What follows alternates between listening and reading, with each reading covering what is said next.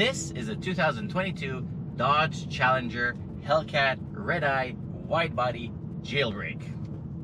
No, it's not 2007 and this is not an iPhone, so jailbreak doesn't mean that you can install Netflix on it. It just means that you can customize your build and order it just the way you want, lifting all restrictions, or kind of. You also get a very nice badge on the dash. Funny enough, this is the first time ever we're officially reviewing a Challenger on this channel.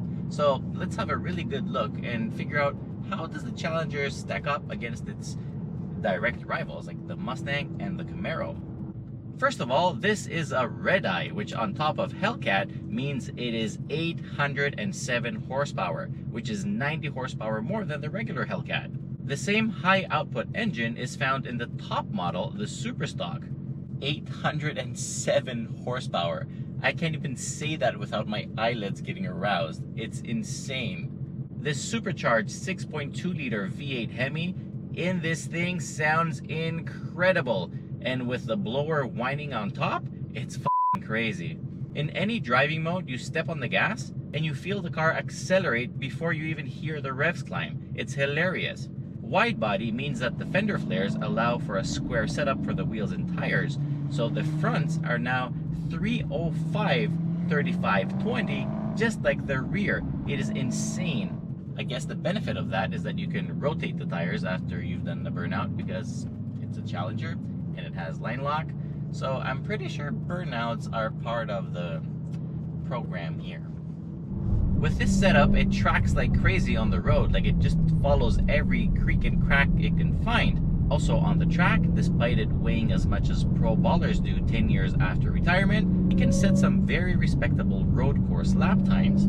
Of course, where it really shines is straight line performance and making a lot of smoke, which we're gonna try not to do so much because tires. The 8-speed automatic gearbox and rear axle don't suffer as much as you think, since it breaks traction quite easily, so some caution and respect towards this machine is mandatory.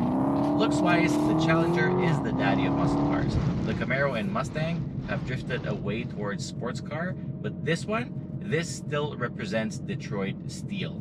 The color on this specific car is called Smoke Show. Go figure.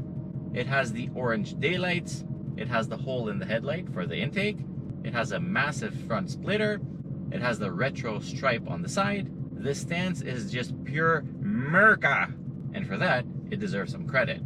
Inside, after the facelift a couple of years ago, it's kind of modern with good tech and materials that feel nice and soft, but the quality overall is questionable, but it's okay for 807 reasons. Roominess up front is absolutely mind-blowing. I mean, this is a really big car, and behind the wheel, it feels like a really big car. Like, I can't even see the front corner over there. Like, if you do autocross in this, good luck even seeing the cones. However, on the road, visibility is pretty good. There's no blind spots. The seat is huge. I mean, I'm a pretty chunky guy, and I fit perfectly here.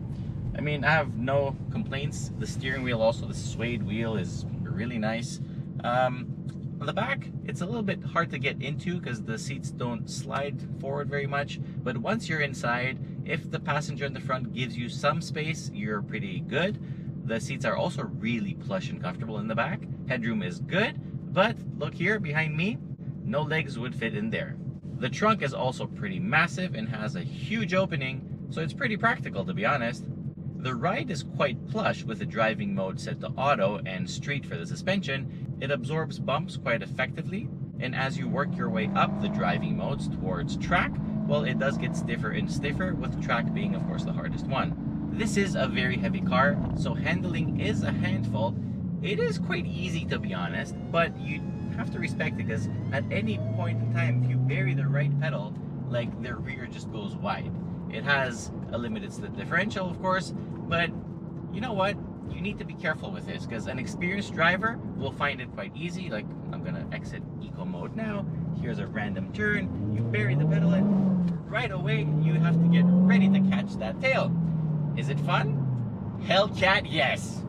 Honestly, that right pedal can just light the world on fire. The steering is quite nice. It has a good weight to it. Pretty good feeling. With this square setup, it really tracks, so you do need to hold it tight sometimes. The brakes have 6 piston calipers in the front with 400mm rotors. You have 4 piston Brembo calipers in the back with 350mm rotors. The brakes work really well. From 100 kilometers an hour, this came to a complete stop in 38 meters, which for its weight is pretty damn good. The standard axle is a 2.62 ratio. You can opt for a 3.09. Both of them are limited slip. The suspension on this beauty is the Bilstein adaptive damping suspension system, and that's why you can set it between comfort and sport. Honestly, I really do like it. It works very well. You want to see something really cool? Look at the intercooler modes here. You can use it for race cool down or for chillers. So you can take the breeze out of the AC and feed it right into the intercooler for the supercharger. That's pretty damn cool.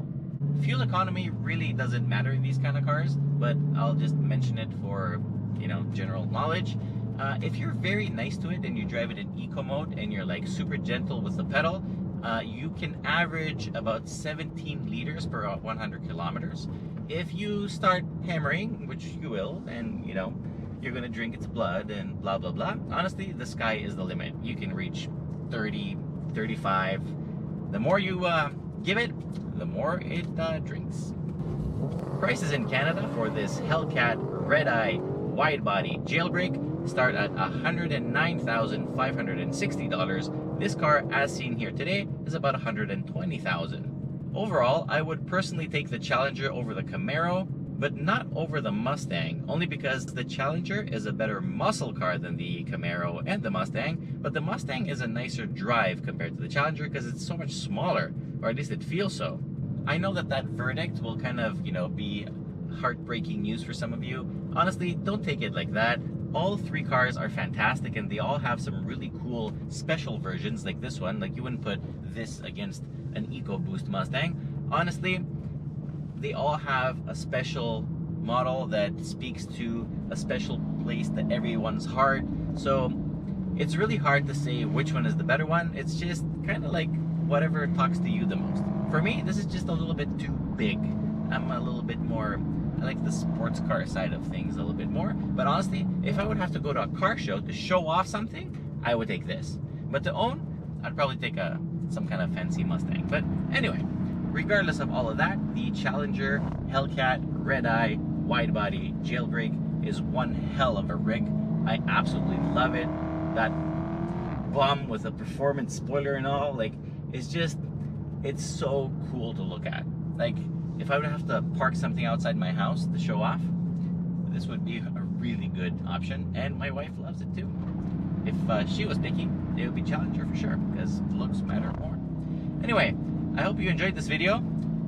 Please subscribe, share this video with your friends, put the volume up and enjoy those supercharger sounds. Most importantly, till next time, be well, take care, bye-bye.